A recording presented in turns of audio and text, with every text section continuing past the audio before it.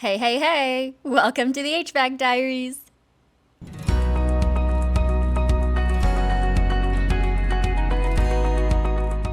This is my weekly HVAC vlog brought to you by New Calgon.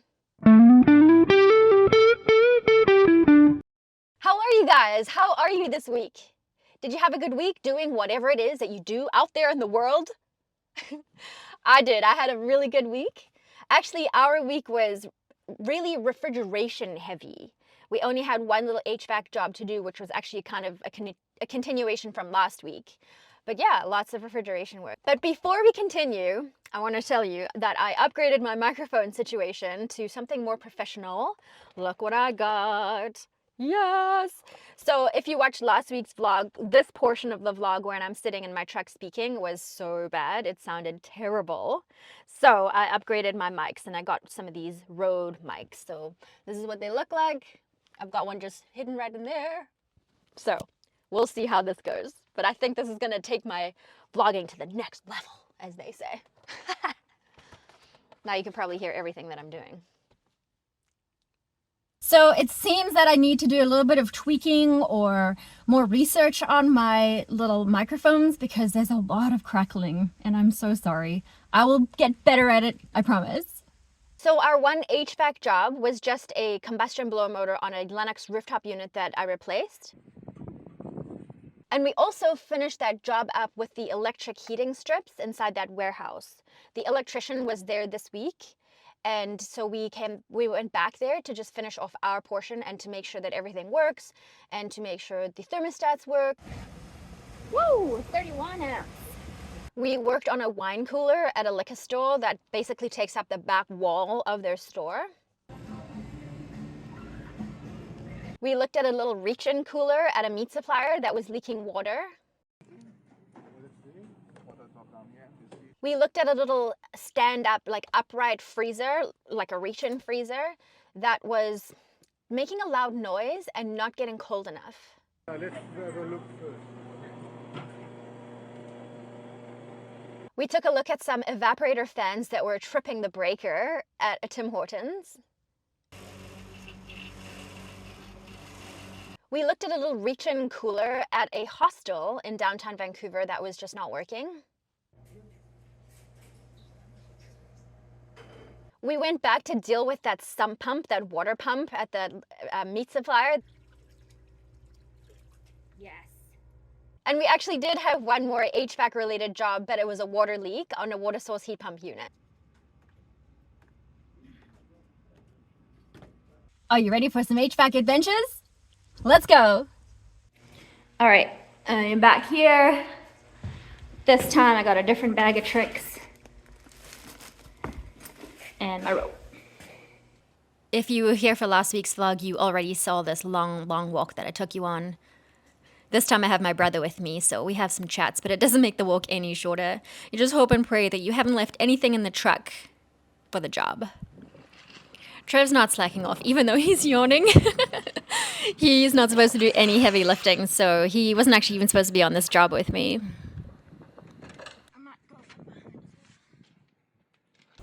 All right, power off. And I'm changing this combustion blower. Start by unplugging the motor and then undoing the screws just around the housing. This inducer motor is one of the easiest ones I've ever changed. It's just like 6 screws or something. Let's take out all those screws. And then the whole thing just pulls right out. Easy peasy.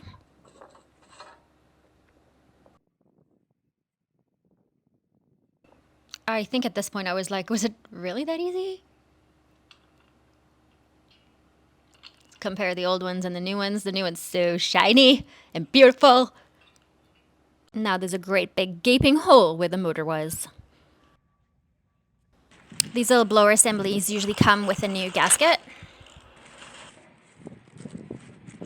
It fits perfectly and it has screw holes as well. Alright, so I did bring my high heat silicone to attach this gasket to the fan, however, the fan assembly. However, this comes with a little sticky back. So, just pull off the stickiness.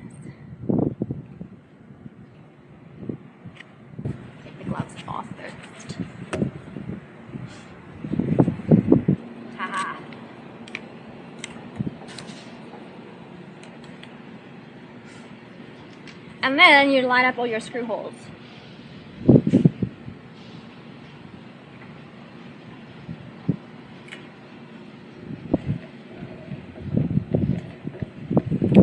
Ta-da!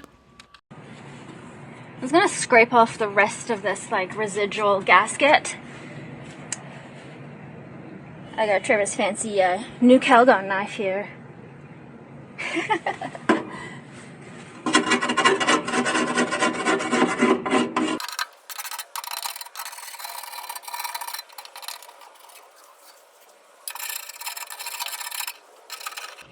Okay, now that that's all beautiful, we can put our new motor in. And again, it's so easy to install. You just line up that flue, it goes right in. Perfect. And then get those screws in there.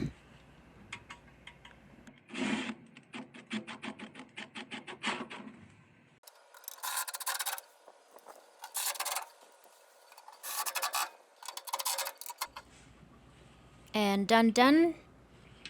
Now you just have to plug it in. I thought I saw a nick on this wire, but it was just a piece of dirt. Plug them in. Snap. Easy. Done.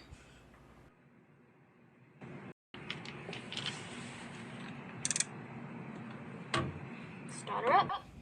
Isn't she pretty? Lennox units usually take a long time to fire up. Movie magic.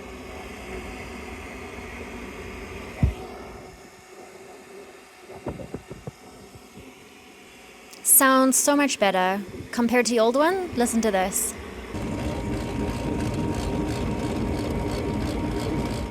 It turns out that we actually replaced this motor exactly 1 year ago.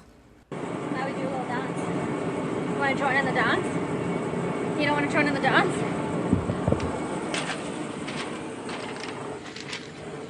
Are you excited? Are you happy? We just fixed something? I feel like one day you're gonna hurt yourself. Yay, now we can pack up and get off this windy roof.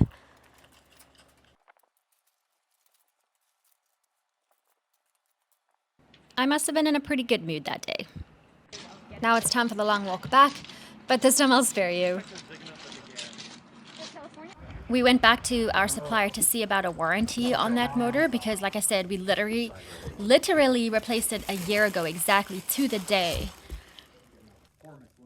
Because there's 2 exact units up there, like why wouldn't both of them? So I got this warranty form to fill out, and we'll see if they'll honor it because this motor that we just changed now had the exact same problem as the old one where it had really noisy bearings.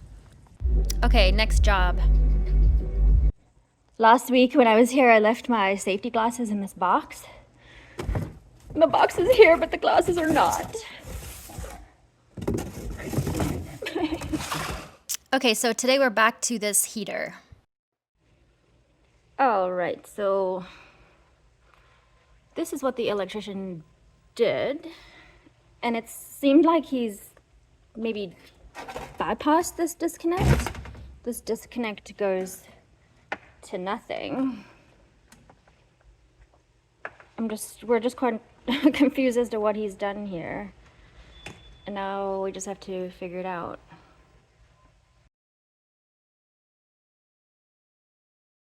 We shut off the gas to the unit heater so that it won't be able to fire up anymore. Can you guess what I'm doing? Yes, I can. What am I doing? You're taking away the heat, but you're letting the fan run. You're still letting the fan have the ability to run. But the question is, how am I doing that? Because now you're gonna get confused. Oh, yeah? Explain, oh wise one. I'm taking out the G terminal. Oh, why are you taking out a G terminal now? Because I'm wiring it into W. How come? Because both these thermostats will be set at the same temperature. Okay. So they should read the same temperature, right? Yep. So when that thermostat calls for heat, it's going to turn the fan on instead of the fan running all the time. All the time. Okay. So instead of a continuous fan, it's just going to... Only when this it's is in running. heating, in theory, will that fan turn on. Smart.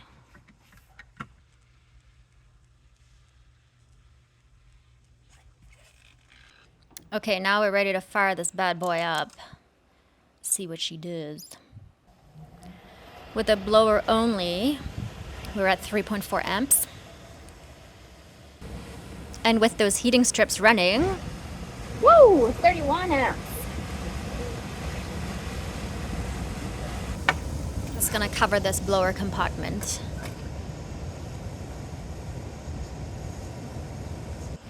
Keep in mind this is electric heating.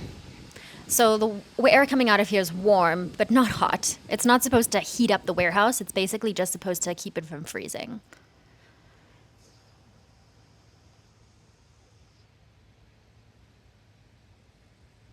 Okay, it's a new day, and it's Dad and I. We're heading to a liquor store.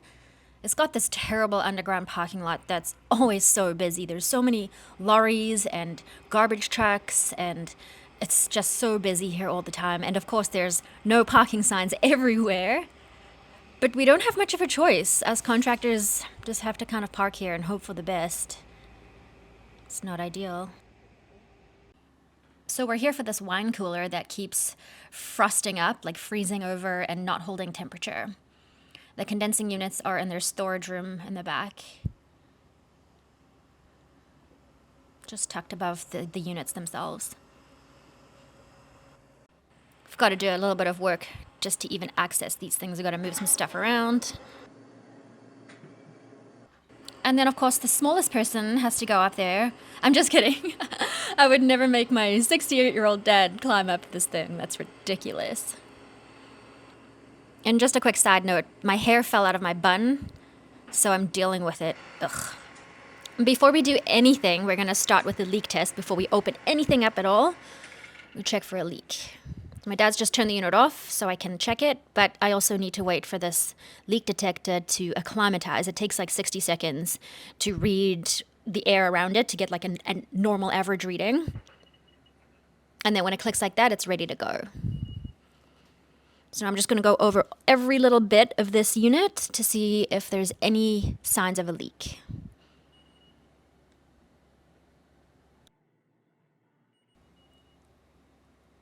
The leak detector didn't show me anything exciting. So we started to open up the system. Hot compressor. Hey? Hot compressor. Because it's short.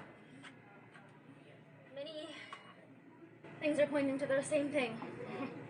All right. So I was just saying there that the compressor is really hot. And my dad's like, yeah, because it's short. And so I was saying, yeah, well, all of these little symptoms are leading towards the same thing. It's going to be short on refrigerant. We've got frosting, evaporator coils, we've got a hot compressor. All signs are showing to low pressure.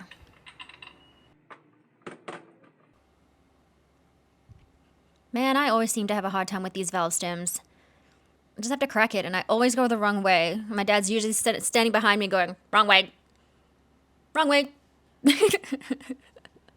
But I eventually get it, see? So just on our suction pressure alone here, we can see that we are low. The system uses 404A refrigerant. So it's off to the truck for me.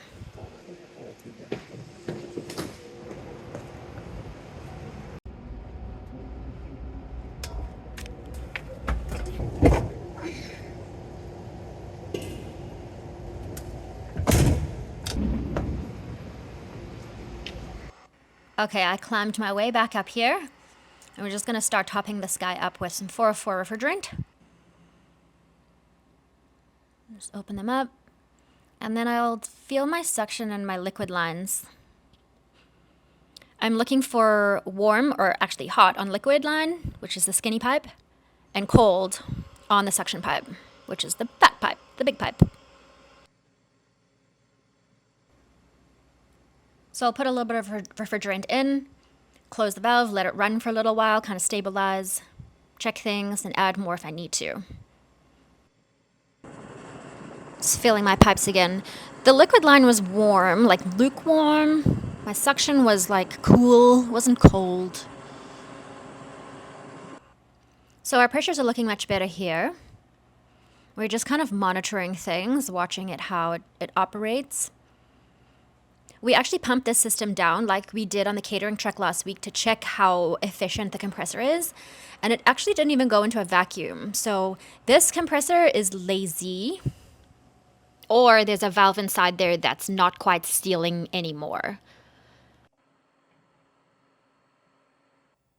Now we're pretty much done with this guy. We're going to head over to that one because it's doing the exact same thing.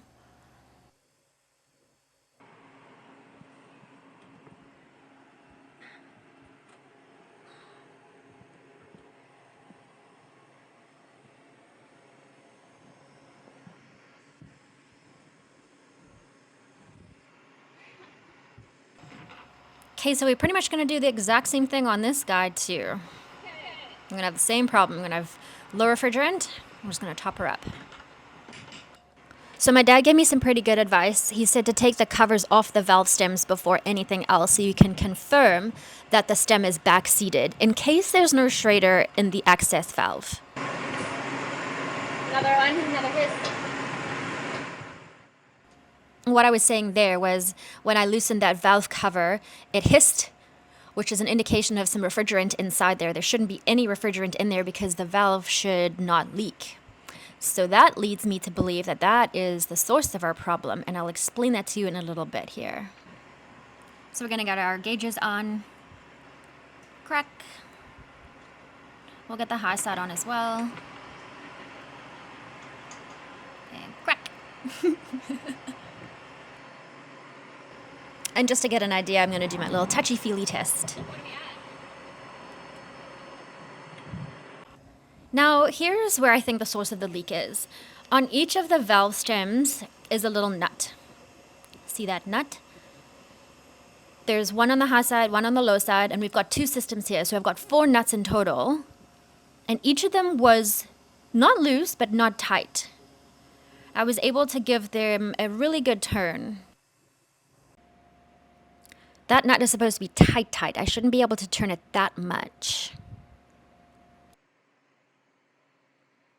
This one too. So now our pressures are looking much better. Dad's just topping it up just a little bit more. And we think this thing just satisfied. Compressor just turned off. So temperature is coming down on this already. We started about 65 when we arrived, and this one is already satisfied. Beautiful. Back into the rain we go. This time we're looking at a little reach-in cooler that is leaking water. This is inside of a meat supplier. The condensing unit for this unit is on top of the cooler. So Dad's just checking things out. We suspect a blocked condensate drain. It's down there.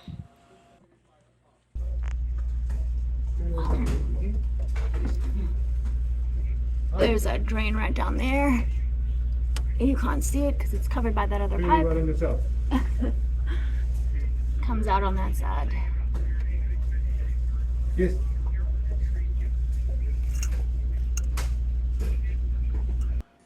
Because of where that drain is located, it's so tricky to get anything in there. So I'm literally using a zap strap, like a cable tie.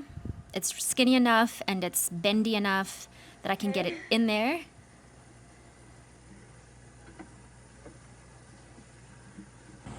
Oh no, that seemed to work. Right? Yeah. I just push it backwards and forward. Yeah, it's running free now. It's running? Yeah. Oh, there you go. But I would like to go from the inside as well. We can.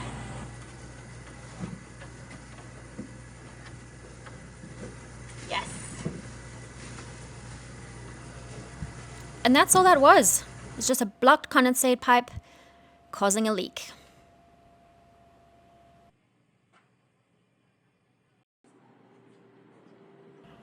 Our next service call is at this little lunch place in a multi-tenanted building.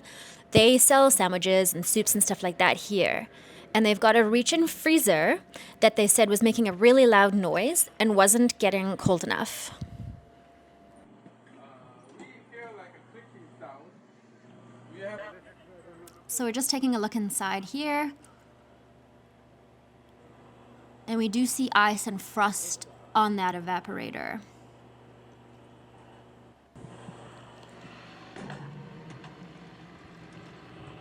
Yeah, that's some great camera work. So totally frosted over here. You can see the noise he was complaining about was actually the fan blade hitting the ice on that coil. The fan motor is actually okay, but the blade was making the noise. And once again, our condensing unit is on top of the unit. And the first thing I'm going to focus on is the defrost timer for obvious reasons. So I'm just turning the defrost timer to the next defrost interval so that I can make sure that the defrost heater is actually working when it's supposed to. This is a freezer, so it needs electric defrost. The defrost heaters are working. However, it seems like the clock is not ticking. That dial is not moving. I marked it with red pin, and it is not moving. Just watching it for a little while longer. And just kind of looking over the system as a whole, we wanted to check the pressures as well. It's a pretty old freezer, and when we opened up the door to check what kind of refrigerant was inside, is MP66, which is a refrigerant, I don't know. My dad's like, can you Google that? It is so old. It's a retrofit for R12, which is going back so long. So Dad's just doing some checks just to kind of see what shape this guy's in. So we spoke to the owner of that cafe and we gave him a rundown about how much it's going to cost to replace the defrost timer and all of that stuff. And then we told him about the refrigerant, that MP66 refrigerant. And so he told us, he was like, well, that freezer has given us a lot of life. He's like, I think it's about time to retire it. So he doesn't want to sink money into it because it's so old, so they're just going to replace it. Just before we left, I saw this other reach-in cooler and I was like, wow, I've never seen that before. Check out this evaporator fan. It's like one of those double-barreled fans just right inside the cabinet. It's so interesting to me. Anyway, just wanted to show you that. Now we're heading downtown to my least favorite job site ever. Ugh. The residue of the tea. The complaint here was that the evaporator fans were tripping the breakers, so they taped the breaker on. No. But honestly, these evaporators are falling apart. Listen to this. Just trying to get a model number up of this thing. It's impossible.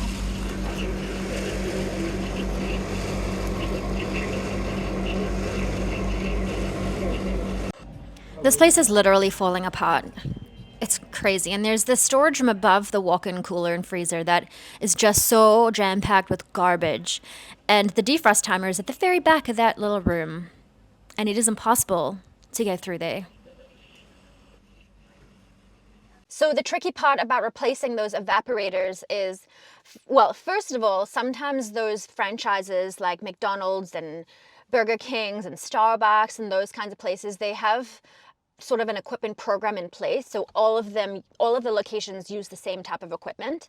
So that's number one. We're gonna speak to them and ask them if they have got their own equipment or if they would like us to supply it, which we are totally happy to do. But here's the thing.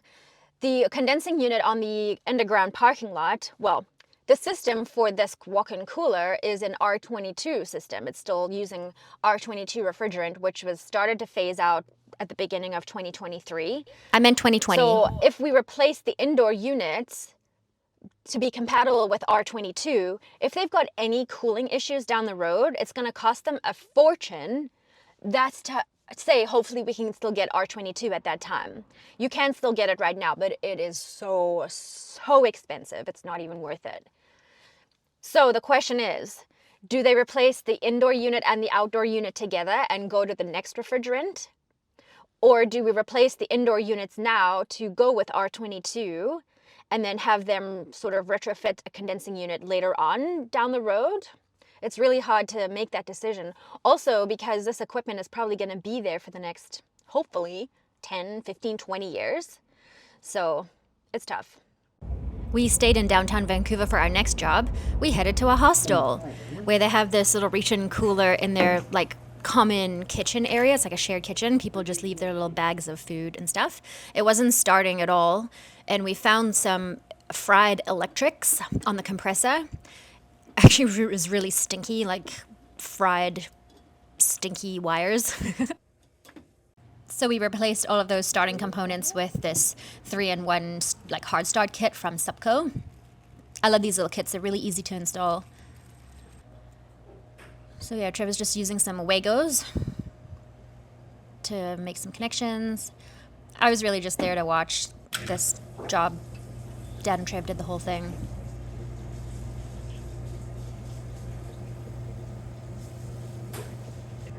Now that that's all connected, we're just gonna put that back in there nicely.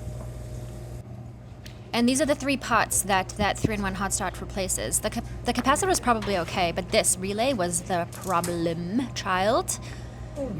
And then we also replaced the clicks in, but it's just part of the 3-in-1 kit. All 3 of those pieces are replaced. Okay. See that, guys? Yeah. Huh. Crazy, huh? Now we see if this bad boy works. She does. Relay's melted on the inside. Relay's melted on the inside. Now to just secure that condensing unit back in its spot. And then grab a replenishment for the 3-in-1 hot start we just used.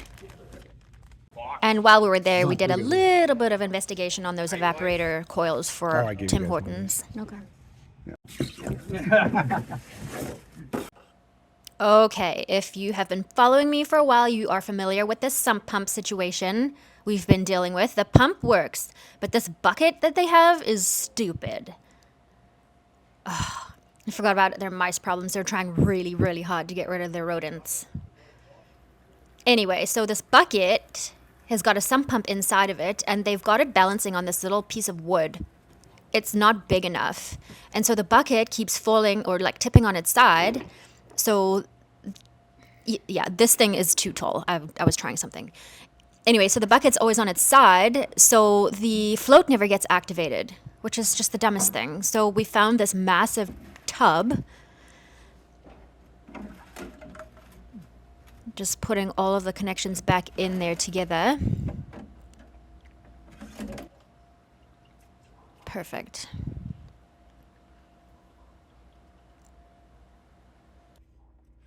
Doesn't feel like that's... No, I think it has to go in a little bit. Okay, so now we want to test this thing. Just gonna fill that tub up with water, but this bucket is significantly smaller than the tub. So Well, if it hasn't dripped now, it's gotta be pretty damn... we need more water. All 3 of us thought that float switch would activate when it was on its side, like lying 90 degrees, like buoyant in the water. But that's not the case. It has to be like upside down in order to activate. So I'm just contemplating this. I'm just gonna stare at it for a sec. And then I did something really dumb. I tried it. So I turned it upside down and the thing started pumping. It pumped all my water away. More than one more bucket. You gone done started it. Oh, shite. Yeah, we'll leave it there. What a dummy. There, it's off. So 3 more buckets? Alright, so it's more buckets. This is not tiring at all. Okay, there. Oh no, still not. Is it not switched on yet? No! I need another frickin' bucket. Yeah.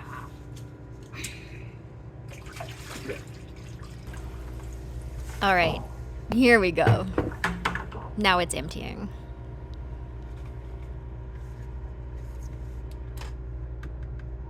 Sweet.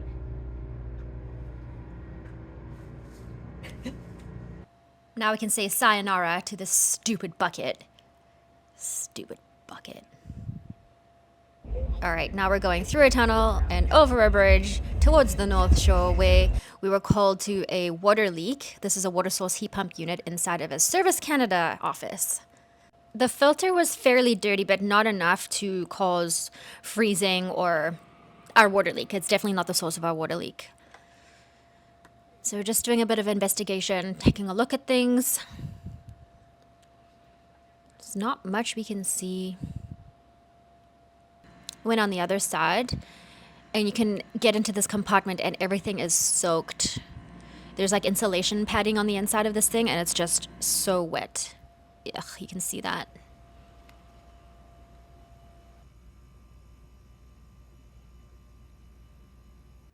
So we got the unit running, checked all of its pressures and everything, nothing out of the ordinary there. So we're just gonna investigate the drain connection next. And when my dad pulled the little thing off, we started dripping, pouring out of there. After a bunch of investigation, we found out that the unit was actually lower than the drain line. So obviously the water was just pooling in the unit and not actually draining out. And it's quite a mystery because this unit has been in service for a long time.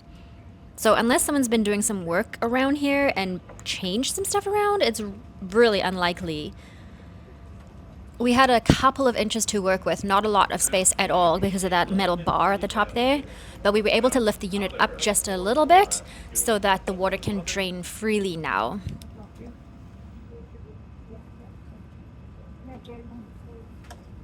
All right, guys, well, that's all the HVAC adventures I have for you this week on the HVAC Diaries HVAC blog. I feel like it should be called the refrigeration blog this week, but that's cool. We do HVACR. Thank you for joining me. See you guys next week. Have a great one. Bye. Okay.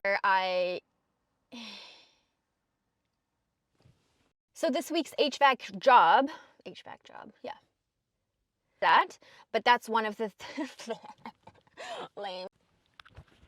Well, I hope that sounded okay.